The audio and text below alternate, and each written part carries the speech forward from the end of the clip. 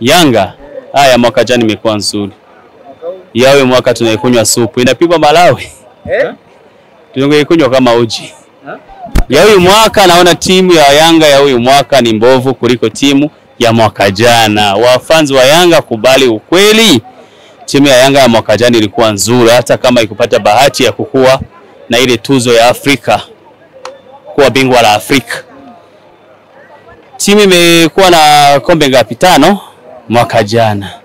Sasa wakipata kombe 5 huyu mwaka ndo mtasema kama na hiyo ni timu nzuri, lakini naona leo huyu mwaka watagawana. Kwa kama mngekutana nao ingekuwaje? Naweza sema kwamba Yanga kwenye michezo ya Afrika ni wazuri sana, wangetupiga. Kwa kisasa jutu hatuko na wachezaji walitoka kwenye daraja la pili.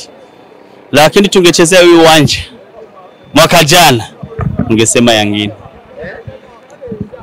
Tumechezea kule ni Tanzania. Na mapokezi yamekuwa mazuri. Unaona Yanga mko na wale wamama wanakuaga uwanjani. Wale wachezaji wetu wakiwaona hawezi kuwa na concentration. Lakini tungechezea hapa mungeona maajabu. Nikuambia kwamba Yanga ni bora nyumbani kuliko Afrika, lakini Simba iko na bahati kitoka nje. Mimi ni mtu mwenye kitu kama kiko white nasema kiko white. Kama kiko black naweza sema kiko black. Yanga hiyo mwaka kweli wanafukuza sana wa coach.